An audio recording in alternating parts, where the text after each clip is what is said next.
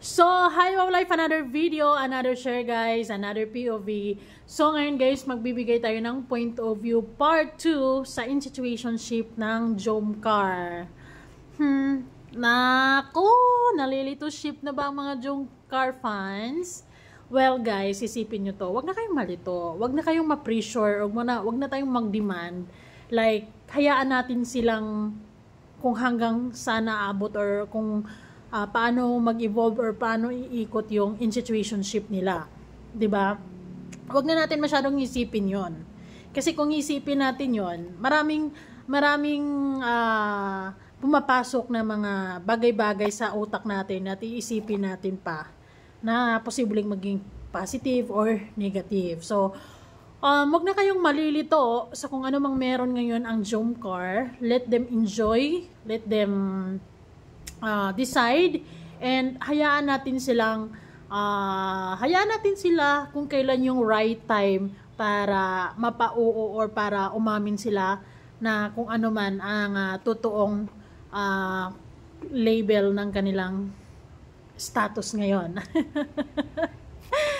In situationship kasi, para sa akin, okay lang ito. Kasi ang nag-declare naman ng in-situationship is si Carla. Ibig sabihin kasi ang in-situationship is more than friends, less than lovers. 'Di ba? Kumbaga, lack of clarity sa isang sitwasyon. Kung ano ba talaga tayo, 'di ba?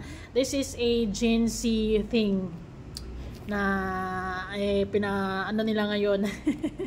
Uso ngayon, 'di ba? Pero dati walang ganito. Kung mahal mo ko, tayo na, ganon, 'di ba? Ang in-situationship is medyo kapag talagang anuhin mo yan, kapag isipin mo yung in-situationship, malilito ka din talaga. Pero ito na lang yung sigurado ko about sa Jomcar, na masaya sila kung ano mang meron sa kanila ngayon. Mahal nila yung isa't isa, masaya silang na magkasama. So I think tamang timing na lang or tamang panahon na lang ang inaantay ni Carla, or let's respect sa desisyon ni Baby Carla Bell na baka meron lang siyang inaantay, na baka meron lang siyang sariling inaantay niya ang tamang panahon kung kailan niya talagang sasagutin si Papa Joms, 'di ba? Ganun na lang yung isipin natin. Kasi kung isipin natin lagi, hala, in situationship ang Jomcar, so tagilid, or parang paano kung susuko si Kalingap Jomar, paano kung hindi ipupurso, paano, marami, 'di ba? Masakit ulo mo kapag isipin mo 'yon. Pero guys, sa case ng dalawa na to, I think for me malaki ang chance kasi si Carla naman yung nag-declare ng in situationship. Ibig sabihin, more than friends, less than lovers. So it's Papa Joms time na mag-effort pa siya, ipakita pa niya lalo or iparamdam pa niya lalo yung pagmamahal niya kay Carla para makamit na niya ang oo, 'di ba? Kasi ang in situationship kasi kapag lalaki yung mag-declare, or ikaw, like for example, ikaw babae, tapos na in situationship ka, hala, takbo. Masakit kasi yon. Masakit kasi na hindi klaro kung anong meron sa inyo, lalo na kung nahuhulog ka na, 'di ba? Lalo na kung napamahal ka na sa tao, and then for him or her is hindi pa niya mabigyan ng clarification, or hindi pa niya maiklaro kung ano ka ba talaga sa buhay niya. Ay! Pero dito sa Jomcar, since ang nag-declare si Carla, si Kalingap Jomar or si Papa Joms, kailangan niyang iporsige pa. Kailangan niyang, siguro, like for example, let's put this into real life, di ba? Ilan lang talaga ang mga kalalakihan natin dyan na nasa in situationship, kasi mostly pag mga ganitong chances, kadalasan ang nasa sitwasyon babae talaga, 'di ba? Pero ayun nga, may ilan-ilan na mga kalalakihan. Ang mga kalalakihan kasi for them, ang in situationship is a chance, 'di ba? Ay, more than friends, ibig sabihin may chance. So for them, magbibigay sila ng isang taon, like, or months, na sige, gagawin ko yung best ko, ipapakita ko sa kanya yung ganito, ganyan, ipapakilala ko sa kanya yung sarili ko, so on and so forth, ganun, dadalhin ko siya sa ganito, dadalhin ko siya sa ganyan, ganun, mga plano mo. And then, siguro naman, alam mo naman sa sarili mo, na you did your best, you give your all, binigay mo na lahat. Kung wala pa talaga, I think it's time na to clear things out, 'di ba? Ganoon naman ang realidad sa buhay. Pero sa dalawang ito, since si Kalingap Jomar willing to wait naman siya, nirerespeto niya yung desisyon ni Carla. So ibig sabihin, ano lang din, he is taking time slowly but surely, 'di ba? So nakikita naman natin na off-cam sweet sila, magkasama sila, they go on dates, and nagko-coffee outside, so on and so forth, magkasama sila. So kumbaga, in this way, magkakilanlan pa sila lalo. So may pag-asa ang institutionship nila, di ba? May pag-asa.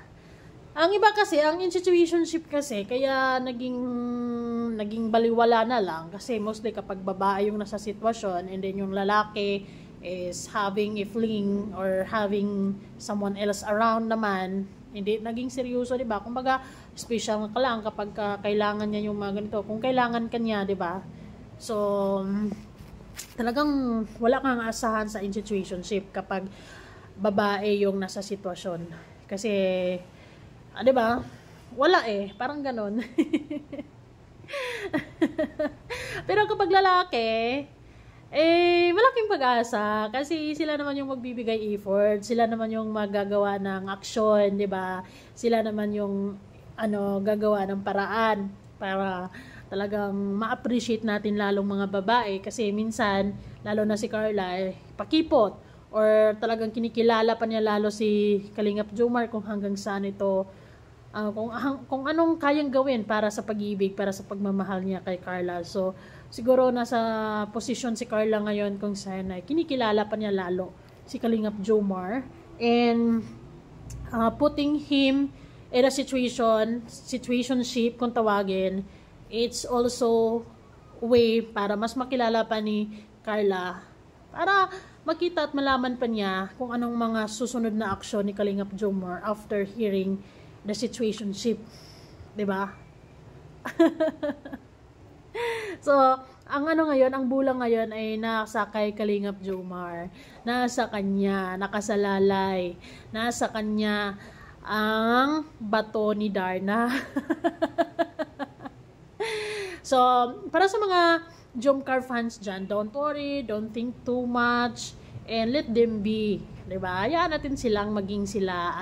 Less demand lang kasi tayo, ganun, para happy lang. Kasi kapag lagi natin iisipin, kung bibigyan nating meaning, masyadong madaming sanga-sangang meaning, di ba? The more meaning na matatagpuan mo, the more meaning na makikita mo, mas magiging lalo sa sakit ulo mo. So, ang maganda, take it easy, chill, and kalma. Hayaan natin si Jomar at saka si Carla na makilala nila lalo yung isa't isa, and sila na mismo magdedesisyon kung saan aabot ang in situationship.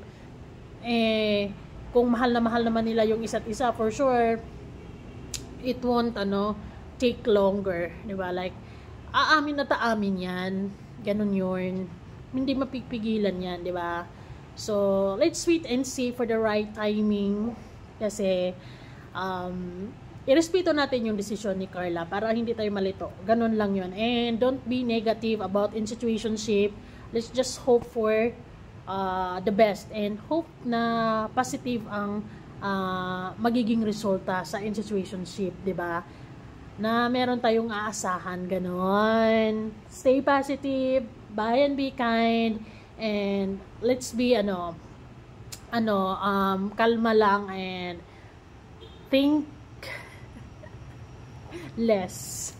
Think less. Ganun lang yon. Kasi kung isipin mo, lagi-lagi yan, sasakit ulo mo. So, let them be. And just enjoy the ride. Enjoy the flow. Thank you.